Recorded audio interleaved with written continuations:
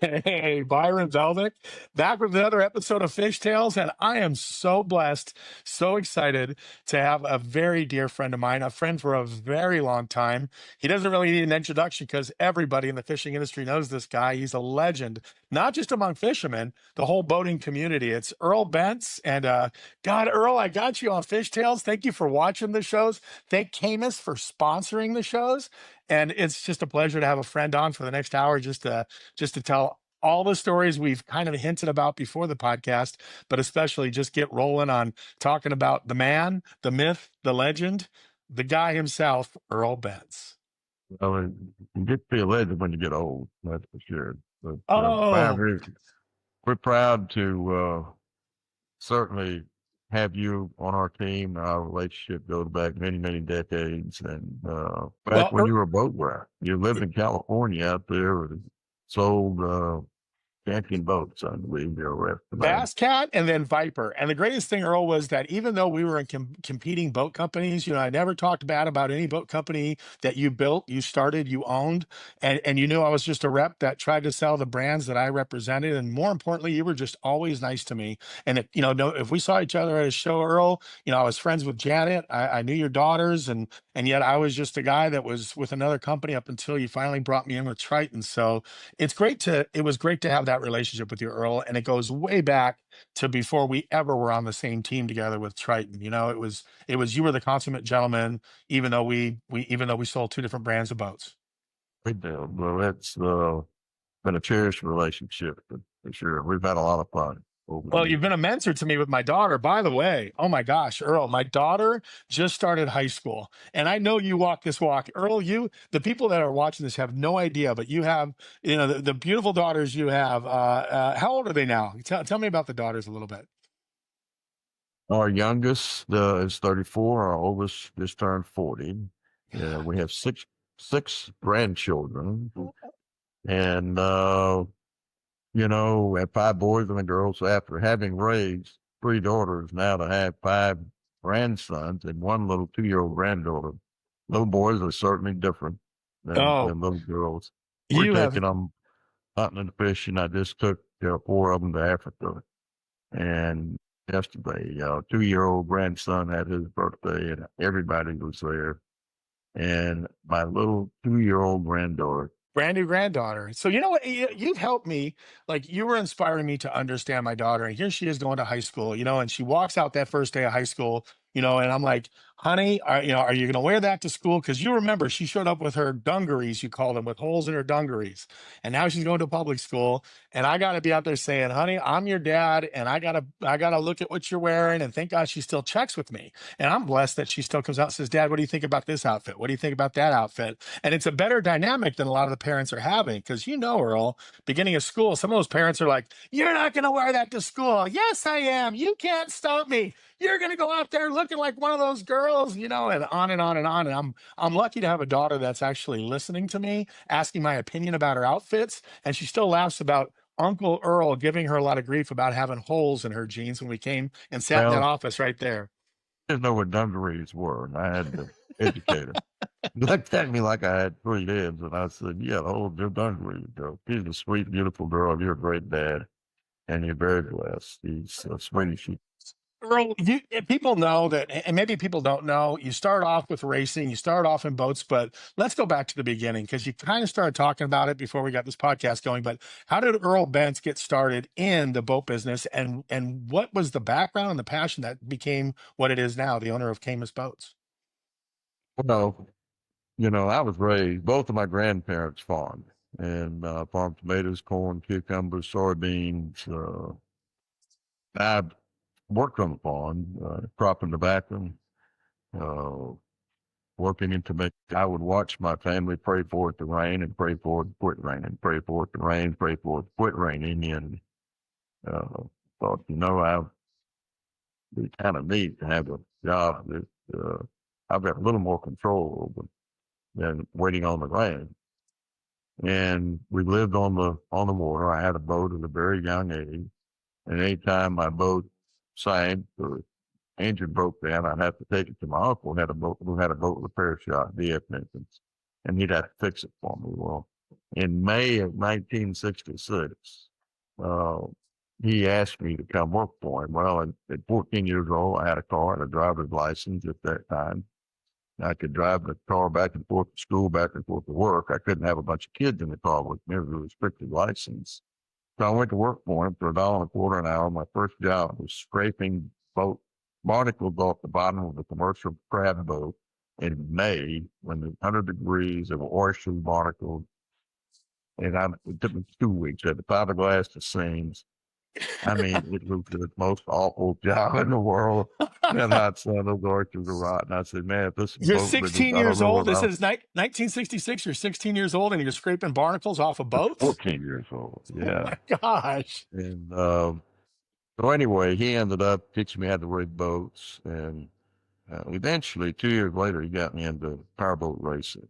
And he was a boat racer himself. And he started me off with a small class running 70, 75 miles an hour and worked me up into the bigger classes later on. How old were you? So And when did you start racing boats? At I was what age were 16. you? 16, you're racing a boat. Wow. Senior in high school at 16. And he bought me a boat motor and toy race boat and a 115 horse motor. Said, there it is, put it together and go race it. And he tuned my engine for me. He knew how to get a lot of horsepower out of it. And I drove for him for 5 years. And we were very successful. We ended up driving a little small homemade boat that he designed, built by Bruce Robertson in South Carolina, named the Wild Beachy.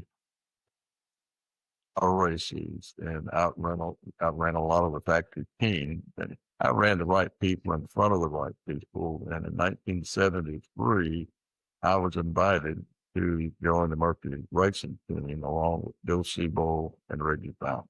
So, Reggie that Fountain, the Reggie Fountain. So you and Reggie Fountain were racing together as kids? not only were racing together, when we'd go to Europe, Reggie and I roomed together for 8 years. They wouldn't let the rooms were so expensive. They wouldn't let us get separate rooms. So Reggie and I were roommates, and Reggie's still a dear friend today. Oh my And gosh, the Reggie great, Fountain of fountain boats. Unbelievable. great, great driver, great person, very kind, and we just had a great time. And So meanwhile, I you went to guys are work. in your 20s, right, Earl? Reggie was in his 30s. Reggie's 12 or 13 years older than I am. So I Oh, was kind of the kid on the block. I was 21 years old. yeah. And that was in 73. Well, in 1975, I went to work for Hydrosport Boats. Hydrosport was a young 1-year-old company that had 15, 17-foot bass boat. Joe Reeves, the guy that owned Hydrosport, was kind enough to teach me the manufacturing end of the boat business, which I loved. I mean, I knew I'd found my niche. But I'd race about 7 or 8 months out of the year and work in R&D and design boat hulls with his R&D department and frankly, boat manufacturing. And he was very, very good to me. And I worked with Joe for 5 years while I raced for Berkeley. And the last 3 years when I was there, I ran the company. And I worked for Joe for 8 years. The first 5 years, I raced for Mercury. At the same time, we'd go to Europe and stay 2 months and race in Italy and England and France and Holland, and uh, just had a great time. Got to see the world. Here's a little young kid with well, certainly not the wherewithal. I was not raised wealthy by any means. Wow. And you're racing in all of Europe? You're out racing all around for Mercury in Europe as this small town kid with not a pot to piss in when you were young, and now you're traveling the I world didn't have racing I boats? didn't have two I didn't have two nickels to rub together, and And now you're in Mercury gave Europe. us $25 a day per diem to eat on. They paid for our rooms, and obviously they sent all these wonderful mechanics and technicians and rigged the boats for us, got it prepared for us. And we had a $5 million a year race program. That was the budget for the Mercury racing. Which is, I can't imagine what that is now. It would be a lot of money today, a lot of money back then. And then we were very successful. I wouldn't take anything in the world for it. Fast, and your body, anything much over 115 or 20 miles an hour, hitting the water without a capsule, you hit the water like a flat rock. And What's the worst? well, I've never asked this question. Now that we're having this conversation, I've known you for all these years, Earl. What's the worst boating accident you had while you were racing? I got to hear it because I've never asked it before. well, I had several, but my worst was at Lake Follow. Lake Eufaula. And it really wasn't my fault. The pleasure boat on the far on the outside of the course, a great big motor yacht threw about a 3 foot roller through the race course, and I hit it. The boat went up and over backwards. I broke my back in 3 places. I spent a month in the hospital, Wow. and I broke 4 ribs, broke my jaw in a couple of places, and nearly killed me. It must And have been the that wild, wild west. Well, it was. That was the year I went. When I moved to Oshkosh, Wisconsin, as a race driver for Mercury, I had a back brace on. I couldn't even get in a boat for 6 months. So, but I raced for 8 years after that. So, You and know, had that's why you had build those. such fast boats. Go ahead. Go ahead. Sorry to interrupt you. Well, I've always liked performance, and Ray Scott and I first became friends when I went to work for Sport because Ray was so interested in safety for his competitors on the bass circuit. So we had a cord attached to our life vests that shut the engine off if we were ejected from the boat, called kill switch. Well, the engine company did not put kill switches on control boxes. Really? Ray was very instrumental in that, and he would call me and say, "Tell me about this kill switch. How does this thing work?" And a guy named Bill Huntley at P&H Marine actually came up with the first aftermarket kill switch, and Ray got where he would uh, demand that be put as standard in every bass boat, every competitor in his events. Life jackets, the same thing. Life jacket requirement. We wore life jackets with collars around them. We had some life jackets that had parachutes on the back and would slow your body speed down before you hit the water. And Parachutes on the back of a life we had jacket? we had foot trials. Yeah. Back then there were no foot trials. We had foot trials in race boats. They had a spring on them when you let your foot off or came back to neutral. And Ray was very inquisitive about that. Tell me how that thing worked. But it didn't take the engine out of gear, but at least it would slow a boat down to an idle should you become ejected from a bass boat or obviously from a race boat. Our engine would come back to Wow. idle and be shut off out of there. So that's when Ray and I first became friends in the mid 70s.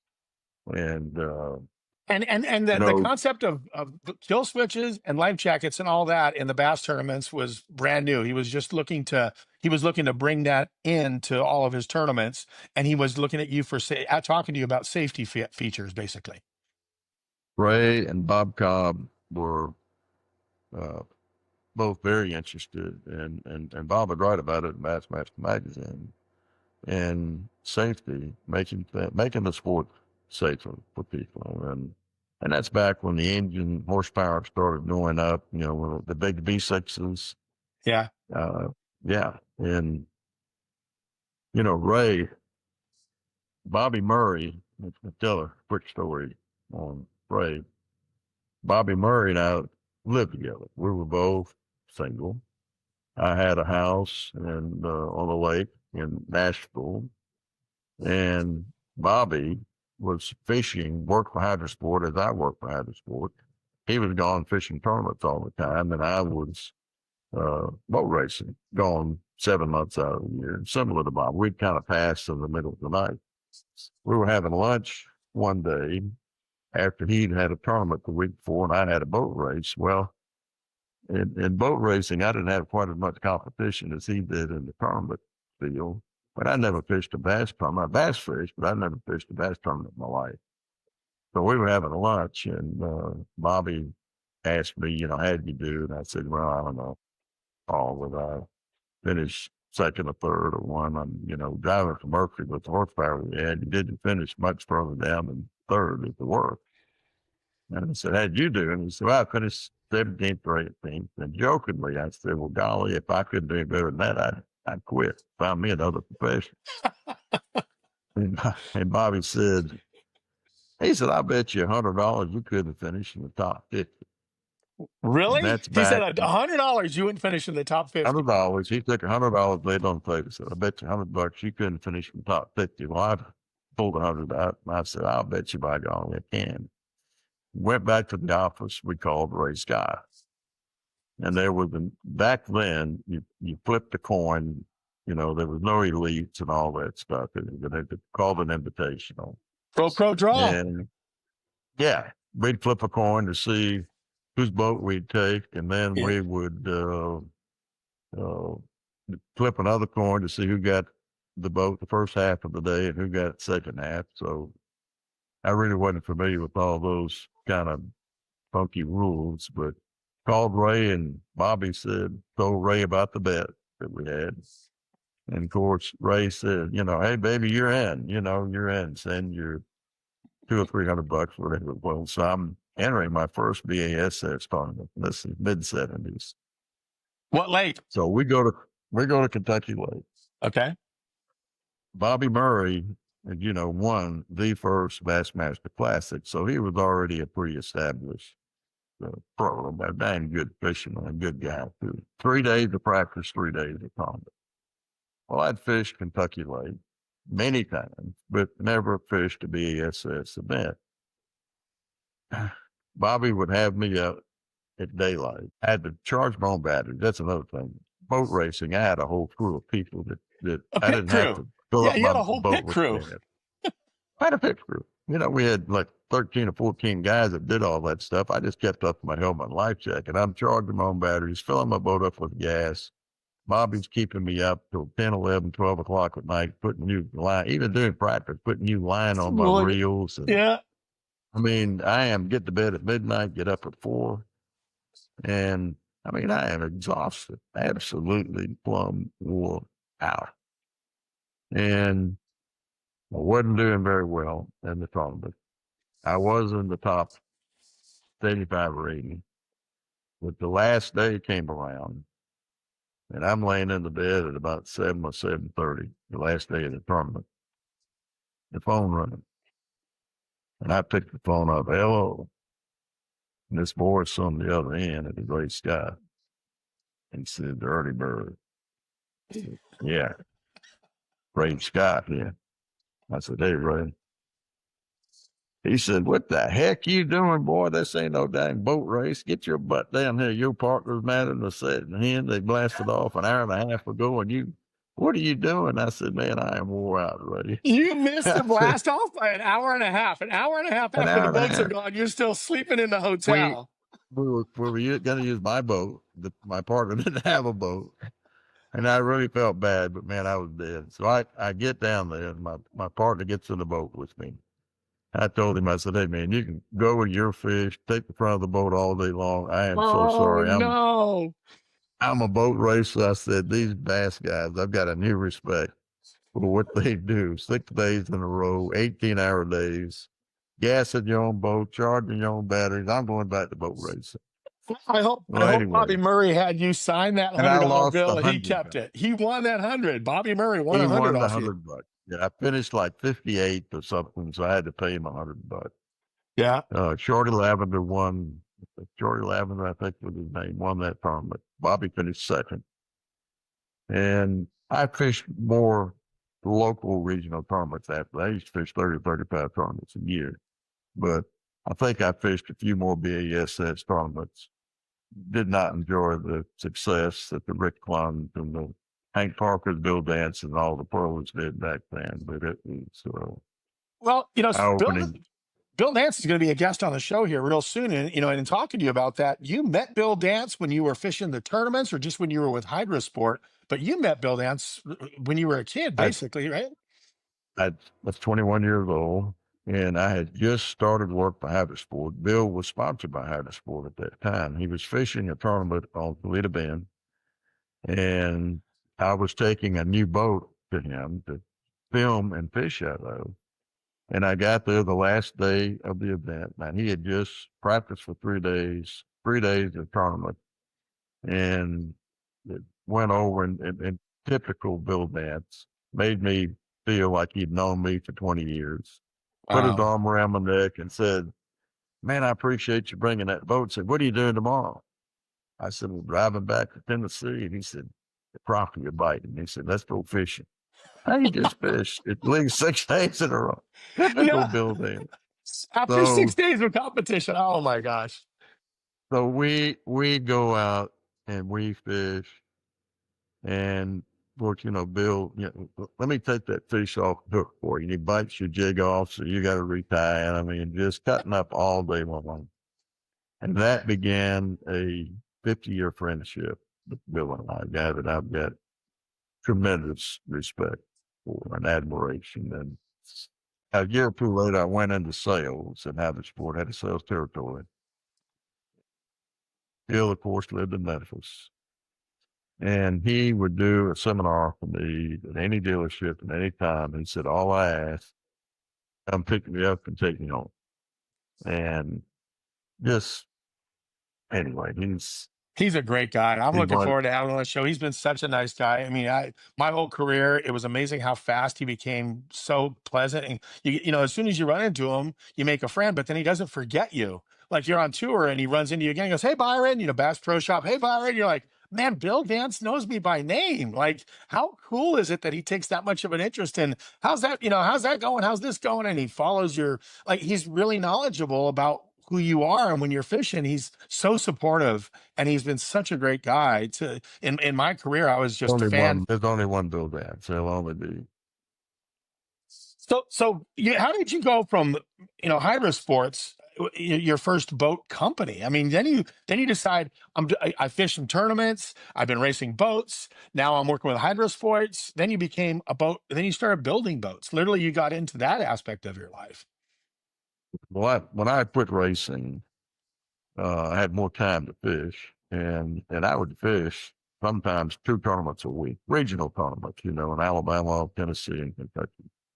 Kentucky Lake, Barkley, Priest, Dale Hollow, Center Hill Lake, Pickwick, and I love it. And I had some mostly buddy tournament. Mickey Bates, Bill Huntley, Harold Knight, and we fished a lot of tournaments together. And I fished 30, 35 a year and absolutely loved it. Well, the last 3 years I was with Hydrosport after I quit racing, and one of the prerequisites for me to be able to buy Hydrosport at the end of 3 years, the verbal agreement that Bill and I had, was I could race because we had several hundred employees and too much responsibility. And I got married that year too. And she didn't mind my racing, except she said, "We're not going to have any kids if you quit racing." I'm not racing. Wait, Good excuse. Janet said she wanted you to quit racing before she'd have kids with you. I mean, I love Janet, but What she she just gave said, you the ultimatum. but the ultimatum was this: you can race, we'll get married, but if you want to have a family and children, you'll have to quit racing because if something would happen to you, I'm not raising kids by myself. Yeah. Fair statement. So I was ready at 29 years old when I retired from racing. I traveled the world, uh, 7, 8 months out of the year racing, had a lot of fun doing so. Wouldn't take anything for it. 21 to 29 years old, the 8 years that I drove for Mercury, I was able to travel the world. Yeah. The president of Mercury would take me to the Mercury dealer meetings. I got to meet 4,500 of the best Mercury marine dealers in America, which helped build a good foundation for me to. I left Hydrosport. I did not buy Hydrosport. No hard feelings there. Joe, as I said, he let me race 7, 8 months out of the year and learn the boat manufacturing business. But he wanted you to buy And Hydrosport? Like you had worked your way up from being a rep all the way to where you were considering buying and owning Hydrosport? that was part of the deal. I was going to leave in December of 1980, leave Hydrosport and start my own business and go with a tough time. Prime rate was 21%. Hydrosport was losing money. Mhm. And Joe said, "If you can take this thing and run it, you got to quit racing to do so. Get it in the black, keep it there for 3 years, and I'll sell it to you for $2 million." I said, really good. I don't have $2 million. I don't have $20 in the bank. And he said, I'll give you 10% of the profits in the meantime, but run it, put your own team together. So we did Wow. successful. And, he changed his mind, and that's okay. I harbor no ill feeling. So then you start your own company? I started Stratus Boats, in October of 1983. You We were started very Stratus in successful. '83. Stratus Boats was the first company you started after Hydrosport. Had a good team of people, some of which, actually, I've got some people here in Cambridge today that have been with me for 49 years. 49 years? Many of them. One guy started with me in 1978. Yes, sir. No, Wow. excuse me, 1976. 76. And they've been with you Very through age. Stratus and Triton and now Camus, all the way through. They've been with you that whole time. Very humble. And I mean, I've got, I don't know, 30 to 40 of them that have been, 100 of them have been with me 30 to 40 years. Barry Vaughn, who runs inside sales here. We were having lunch last Friday with a new dealer. And I said, Barry, how long have you been with me? He said, I'm 37 years. Wow. Since he was 18, 19 years old. Yeah. Very Go ahead. simple.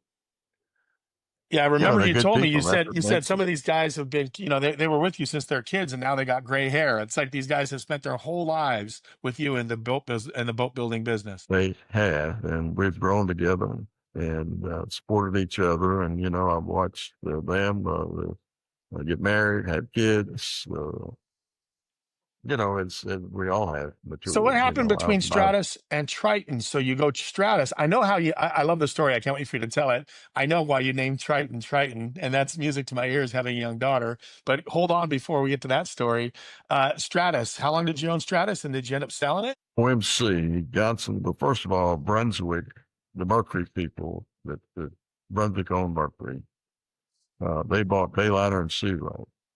Jack Reichert was chairman of Brunswick. He called me literally the same day that the Searow deal was announced. And he said, it's time for the engine builders, carriage builders to get together. And we'd like to buy your company next. The very next day, Charlie Strang, the chairman of Johnson Avenue, the company called OMC, the parent company, he called. Yes, you see what Brunswick's doing, Mercury, we've got to respond. And would you be interested in having a talk with me? So I've got the chairman of the two biggest outboard brands in the world calling me up. Oh, And I didn't want to sell to either one of them. But it's like Jack Reichert and Charlie Strang said, you can either be on the outside looking in or the inside looking out. Well, since I did not own an engine company, and the engines were about 40% of look at the deal from both companies, Brunswick wanted to do their own sales and marketing. They wanted me to be the engineering, design, and manufacturing arm. That got rid of all my salespeople and marketing people who have helped me build a brand, which didn't appeal to me at all. no. Charlie Strang, on the other hand, with Point C, said, we're not changing anything. And he said, I will put it in writing. There will be no changes unless you agree to it. In fact, he even sent out a letter to his whole executive team at OMC and said, don't call Earl unless he called you. Wow. And you love that. He That's was music to your busy. ears right there. That's got Earl written all over it. I stayed there 9 years. Charlie was there. Charlie and a guy named Jim Chapman. They were there for 8 years as chairman and president and CEO. They left me alone. We grew the company sixfold. Largest bass boat company in the world by far. Blew by everybody else. Stratus And it was a was? lot of fun. Stratus? Oh, yeah. Yeah. It's, That became the largest boat company out there, the largest boat company in the world. I mean, bass boat company. And last, then, we ended up buying Sport. yeah, I started Javelin under that brand. We were building 55 fiberglass boats a day, which is a lot of 55 boats. brass boats a day? Javelin, Hydrosport, Stratus, all in the same OMC family? And I had fun. And, they let me put my whole team together and until they brought a guy in, uh, I won't give any names because, I I get don't it. want to embarrass him anymore. He's embarrassed himself, but, On the pump the uh, brakes. he and I, he and I got along like water and oil. He knew nothing about, I watched him catch his first fish. Didn't know which end of a rod and reel to hang on to. And he was more interested in someone with a Harvard MBA, which he had, or Northwestern or Duke, one of these Ivy League schools, than experience in the boat business. And I had a guy named Tony Meadows who ran manufacturing for me. We had the most efficient manufacturing in all 16 boat companies in sea. And we had a meeting, and this new chairman that I didn't care for. From this point forward, when you go to hire someone, make sure that you don't hire anyone that doesn't have a degree in their area of responsibility. So a degree in HR, a degree in engineering, a degree in manufacturing, a degree in sales and marketing, a degree in this, degree in that. And so I said, well, does that mean the guy that ran manufacturing for me? I said, I think he went through the ninth grade, but I'm not really sure.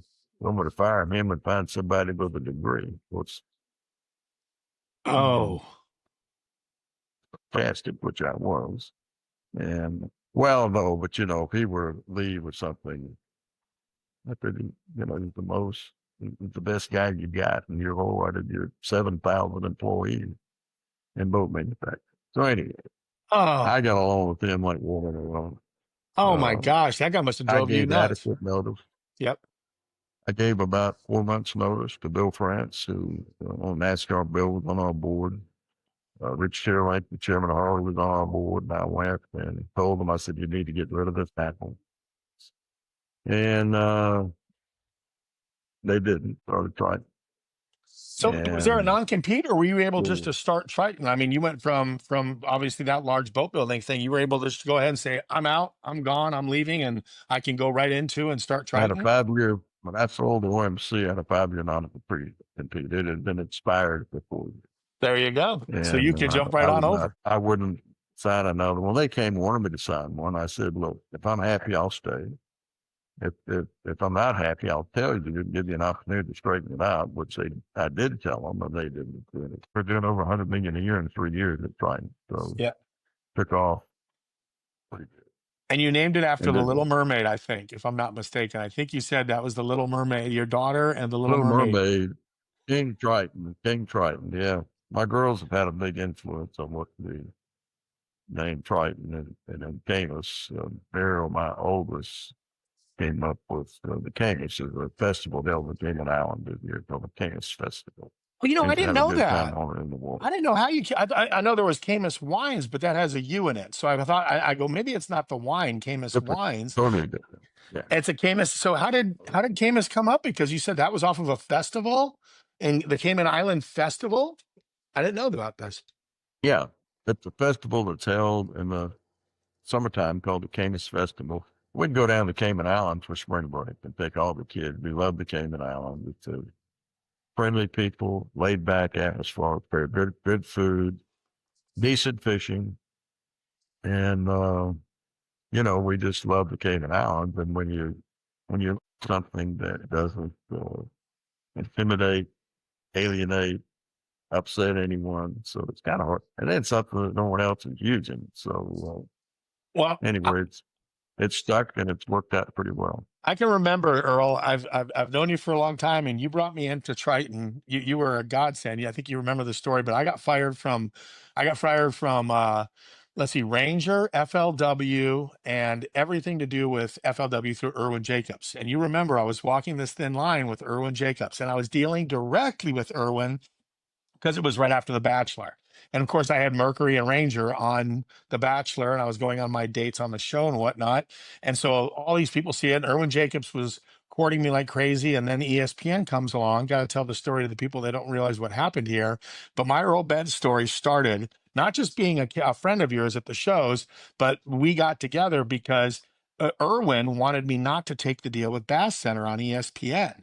So remember, he was like, I don't want you on ESPN. I don't want you to do Bass Center. And I said, Earl, I'm a professional fisherman for you. I'm not a broadcaster. I'm not a host. I'm running your Irwin, I range. do. Irwin. I go, Irwin, I go, I'm running your boat and you're going to do an M&M's deal. I'm fishing FLW, Irwin.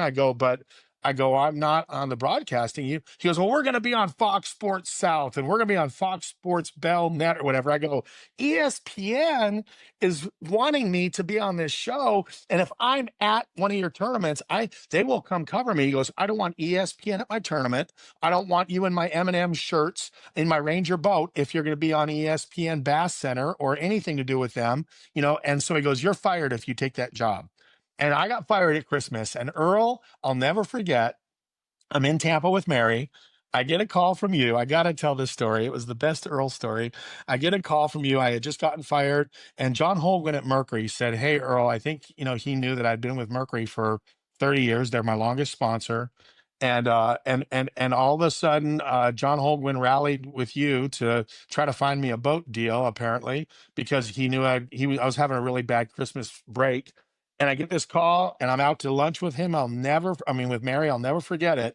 And you tell me, you go, hey, get a napkin and write this down because I want to give you a little Christmas present.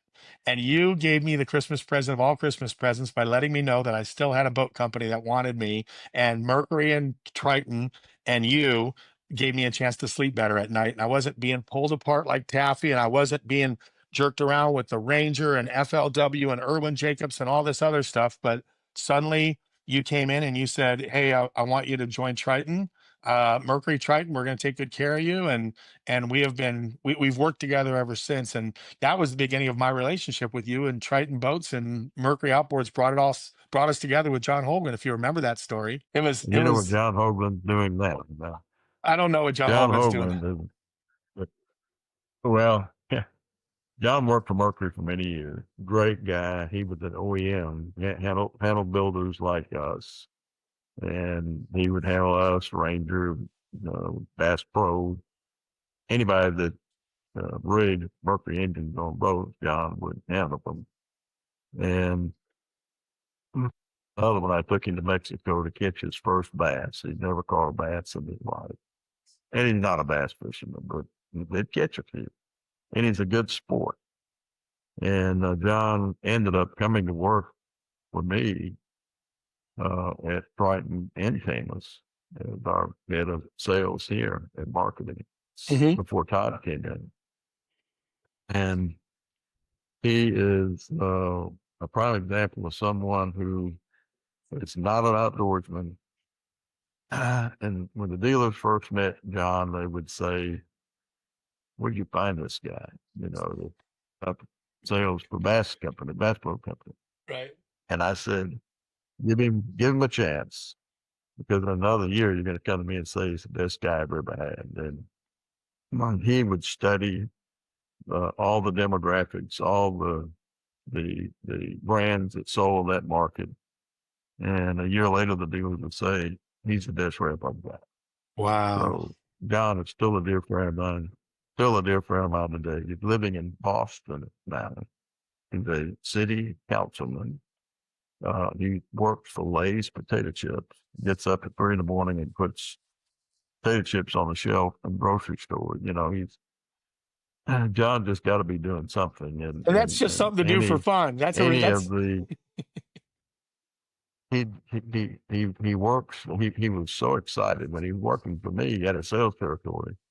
Came to my office one day, had on a brown jacket, brown boots, but you never wore boots, he wore tennis shoes, brown pants and a tan shirt. I said, John, you look like you work for UPS. He said, I do. He said, it's a part-time gig. I got all my boat orders in. I'm bored. I don't have anything to do. So they're paying me $12 an hour. And that's just Holden. So You gotta be kidding me. Holden's a good friend. So you sell Triton.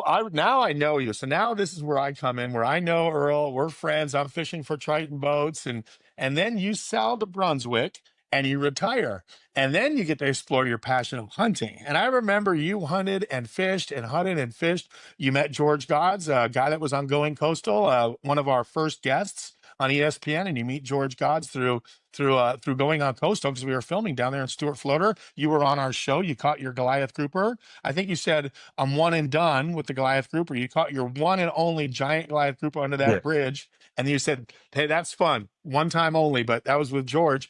And I think you got bored being retired, basically. After all the fishing and hunting, I think you're ready to go back to work. If I'm not mistaken, Camus Boats came out of you just not wanting to be out of the boat business. I only stayed retired for 3 months, and I did go hunting and fishing quite a bit. But after Brunswick bought the company, I was working 220, 230 days a year, still doing shows, which is what I love. It's and when Johnny Morris bought Ranger and Triton, and I worked with him for a couple of years, and it's just the old saying is a lot more fun to drive than it is to ride. And sometimes I'm not a good rider. That's a great And way to put it. so I So told Janet, eloquent. I said, I'm gonna retire. I'm gonna try it. So we went to Italy. We went to a home in Florida, did a little hunting and fishing just about every day.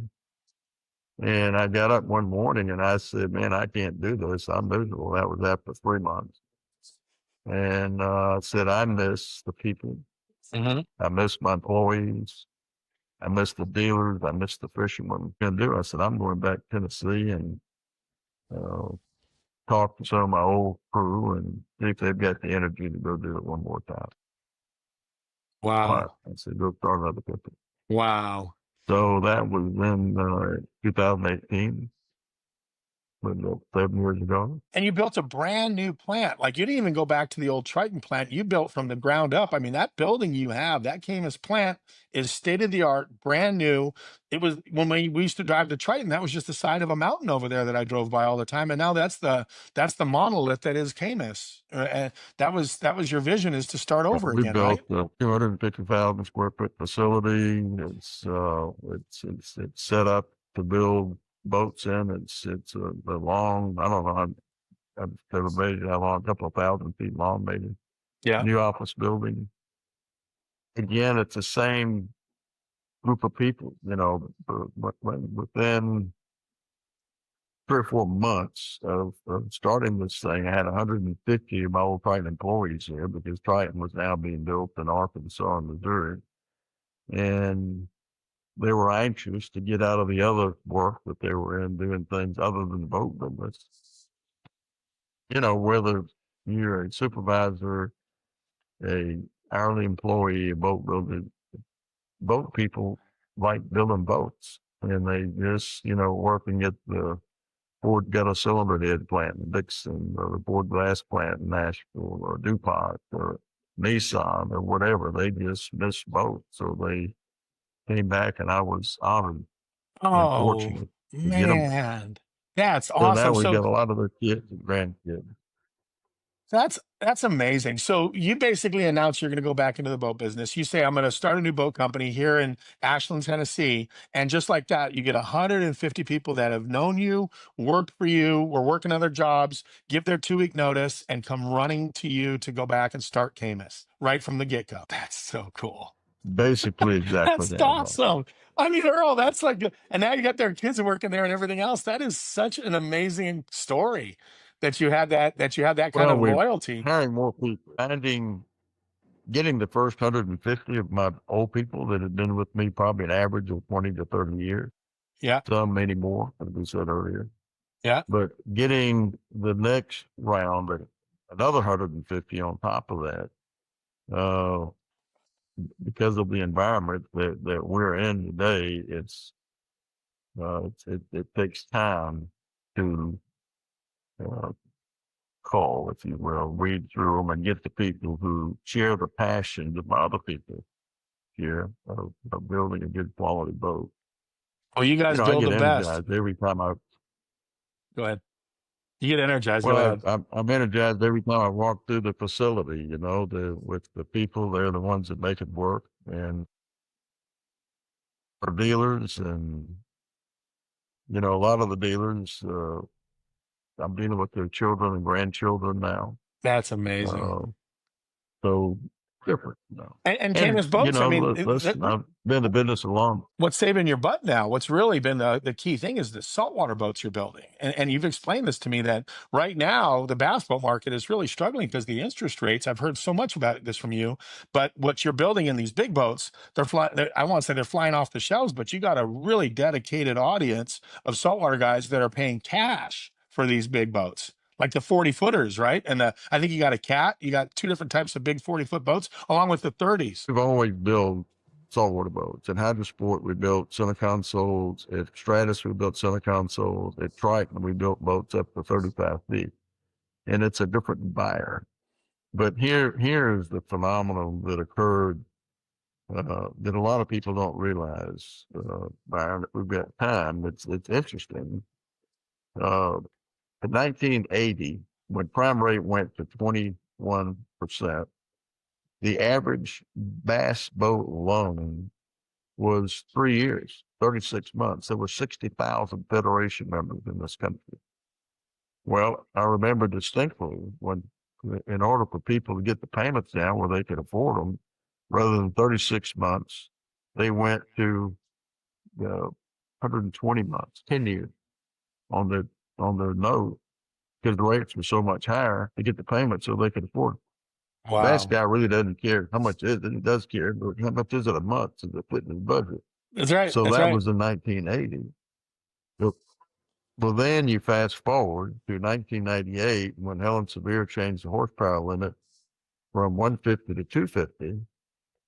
So now, rather than buying an 18 footer with a 150 for 40 to 50 grand, you're buying a 21 footer with a 250 for $100,000, twice the cost. Then the payments went to 20 years. So he could afford the boat. So from 10 years to 20 years to get the payments down. Wow. Well, 20 years. today, now the payments are already at 20 years. The banks won't go 40 years. And the finance rates, interest rates today are between 7 and 8%. Mm-hmm. And a guy looks at his boat that's wood free, that, we all the wood out of them in 1996. So you got a boat that doesn't have a soft transom, a soft floor. It's going to last a long time. He pulls off the old 2-stroke, puts on a 4-stroke, new Panoptics, electronics for 30 or 35 grand rather than buying a new one for 100. Well, when Yep. interest rates come down, and they will, I'm convinced Trump's going to get them down to half of what they are today. As soon as we get Jerome Powell out of office, let him go to retirement home or whatever he's going to do. I've had all of him I want to get rates down. Right. Right. And so that's in our bass customers. There's a lot of pent up demand, but we got to get the guy looks out in his backyard and he sees his bass boat that's 10 years old. His payment's $400 a month. He can afford that. He Right. can't afford 800 to 1,000 a month. Right. But when we get rates down, because of the pent up demand, the bass business take off again. Saltwater customer has never changed. Yeah. We're dealing in a lot of cases with extremely wealthy people that just write a check for it. For $1 million So boat. $1 that million boat. They has write a check for $1 million for a boat. or more. Yeah. The walleye market is pretty darn good. We've got a new walleye boat we're going to introduce. I think it goes in production 17th or 18th of September. We just completely redid our bass boat console. We got a new 21 foot XS. We got a new 20 footer with a day box in our 20-foot bass boat.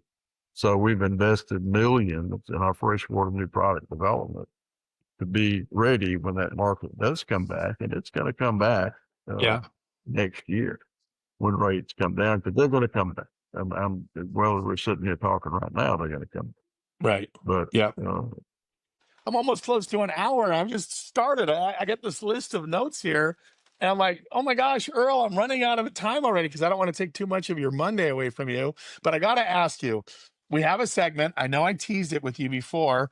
It's called The One That Got Away, and it doesn't need to be a fish. The memory still haunts him. He lost by 2 ounces. In this case, I think it might be a hunting story or maybe a business story. But in the world of the one that got away, Earl Bentz, what is your number one that got away? Oh boy, let's see. I would say the one that almost got away is my wife. Really? Janet is the one that That's almost got away? well, Because, when we were dating, I was racing.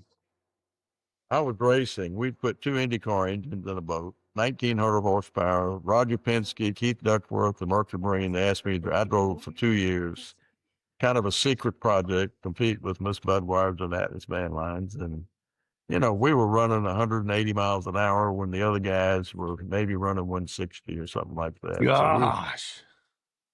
And we were going to debut this thing at the Gold Cup, which is in Madison, Indiana.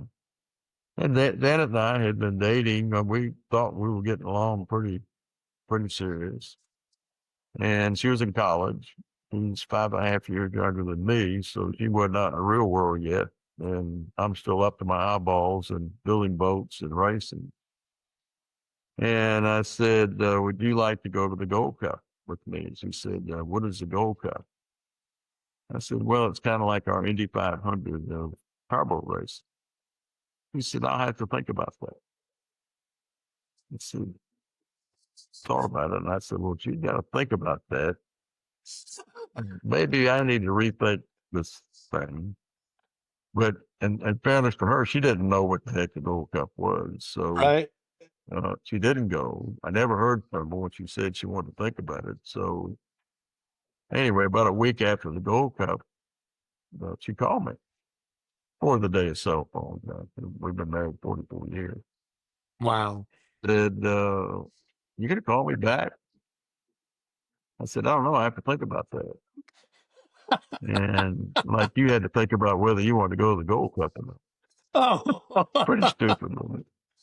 No, anyway, that would have been one that got away. That Janet's been a huge part of my life and success, and one wife, great mother to our daughter, and wonderful grandmother to our 6 grandkids. So uh, she's a bigger than blessing. any fish I've ever lost, for sure. Yeah. Yeah, The one that got away, you've I been figured it'd be around a enough to hunting know. story with one of, I mean, I know you hunted up in Russia and you've dressed yourself in white after you've done the most exotic hunting of anybody I know. Your big game trophy room there at the Wolf Lodge Creek is unbelievable. And I got lucky enough to fish the pond and stay there at your place and you can do the one that got away on a hunting story if one that got away is a hunting, because I know how passionate you were. So I'd love to hear one of your. I love your hunting stories. So fire one off for us before we go. Well, I have done a lot of exotic hunting in places like Tajikistan, uh, Mongolia, Turkey, Africa, multiple times. We just got back. We just took 4 of our grandsons to Africa. Janet and I did. And our 7th trip over there. And, that was always my lifelong dream, to be able to take a grandchild to enjoy Africa as we have. I've had some close calls, with dangerous game in Africa with lions. I remember one you said you were afraid you might not get out of there. Like there was places you went that weren't exactly the safest places to be when you were hunting. I can recall you had some stories of places where you were fearing for your life and thinking, man, I don't know if I'm going to make it out of this village or hut or wherever you were in some really really obscure places in the world. Right on the Afghanistan border when we were hunting in Tajikistan, and the people were not nice. They weren't friendly. They didn't like us. We didn't like them.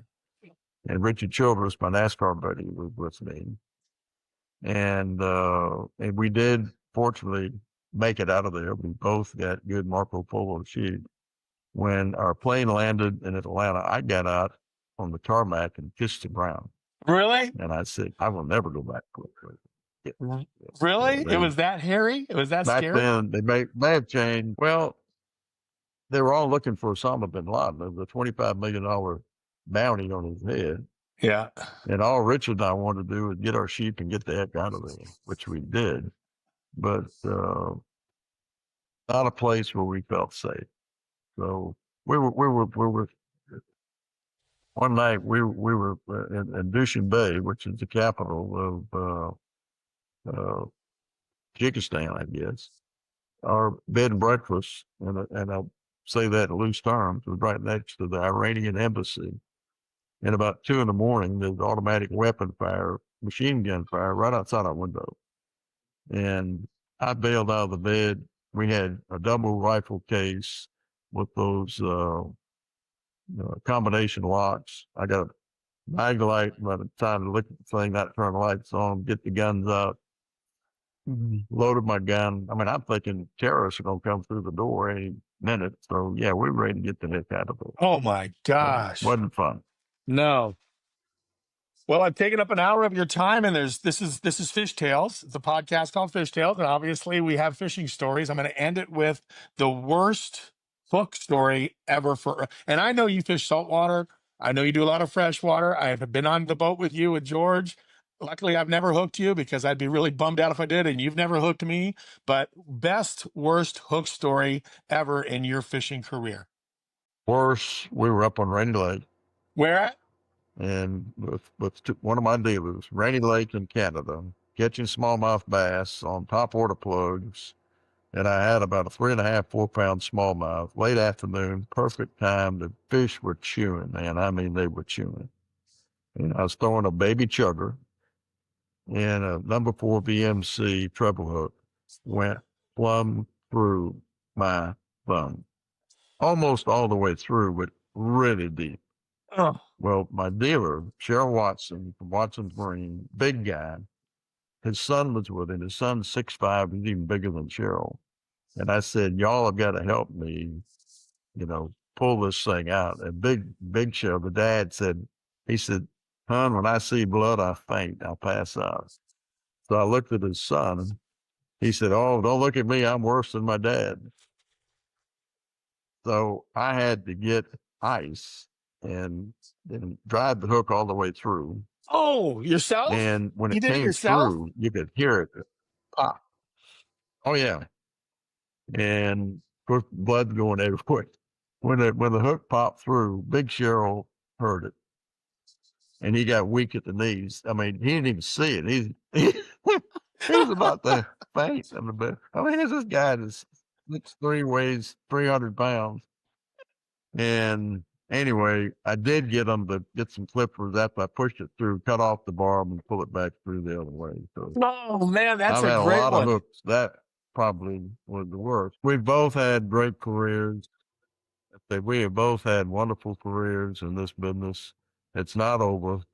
I will say that I never want to get up again in the morning and not have a purpose and something to do in the industries that I'm passionate about and that I love. Not just the industry, but what makes me passionate about are the people in it, the employees in this plant, the fishermen that I deal with every day, the wonderful dealers that sell and distribute and service our products.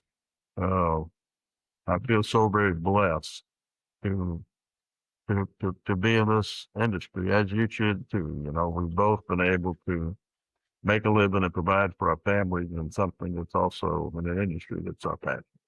Well, I know you still love fishing. I want to let you know as a guest, I've already checked in with Trica, who's a sponsor of the show, and obviously Livingston. And, you got to let me know what rod you're needing in your arsenal because Trica Fishing wants to get you a rod for being a guest on Fish Tales. And, of course, I'm going to send you a bunch of Livingston baits because you're still out there all the time. And, I know Brad Sr. was out there. He was sending pictures. He was out there at your pond just harvesting fish the other day with the new Trica reel and Trica rod. So Brad Sr., who's been with you. How long has Brad been with you? It's probably 20 years, right? I don't know how long Brad and his wife, Carolyn, have both. Brad came with me in 1976. My gosh. Brad's been with me 49 years. Brad's been with you 49 years, and his son's Me was and Jimmy with you. Hayes about 49 years. And see, last week he's sending me pictures. He's like, I'm on Earl's pond. Don't let him see this one. Here's a picture of it. I got to let it go real quick because Earl told me only to catch the small ones. But he's sending me these pictures of the big ones, and he's letting them go. And he's like, check it out, Byron. So your pond has some big ones in it, but I know he was there to harvest small ones. But I want to get you a Brad and some of my employees, in fact, they were out there this past Saturday morning. They've taken out about nearly 400 pounds this year. I've got to take out between 600 and 700 pounds, and it's hard to do with a rod and reel when you're just catching pound and a half fish. If you don't do that, you know, they take all the food away from the big 8 and 10 pounders. So, you know, So right it's now part of the you're culling even now, process yeah. that we have. Yeah, you're harvesting fish right now, and you got a lot to harvest out of that. That lake is so fertile that there's just too many little ones in there, right? Yep. That's a lot of fun. I mean, I keep 221-foot boats at my dock, and I I love it. I mean, I go out. I tell you what I did. I needed you to come show me how to work that can optics thing. I put it on one of my boats. I don't know how to use that thing, and I'm so envious of these young 20-year-old kids that know how to pinpoint a fish and catch it. Earl, my And 13-year-old you know, daughter we who didn't doesn't talk about fish. this. I'm sure you will in your future podcast. Yep. Yep. My 13-year-old daughter can get in my boat. Your You know, 13-year-old daughter. 14, sorry, you're right, 14 now. She just turned 14, but she can sit there and look at my live scope, my Garmin live scope, and actually help me set my settings now. And she does, you know, Camber doesn't fish, but she still laughs at me for my inability to figure out my own electronics in my boat. So I can 100% relate to that. And she's been on your lake before. Camber and I got to fish on that pond once a long time ago. So it's been a great experience, Earl. I can't thank you enough Oh yeah. for coming on this show, for being a dear friend, you know, for my relationship now with Camus and you and Janet and the kids and your family to me, man. Your family, and I love you guys. So thank you for being a part of it all, Earl. Love you too, buddy. Honored to have you as a friend. Fish Tales has been brought to you by Livingston Lures. Learn more at livingstonlures.com. Fish Tales is also supported by these fine sponsors: Trika Fishing, Mercury Outboards, and Camus Boats.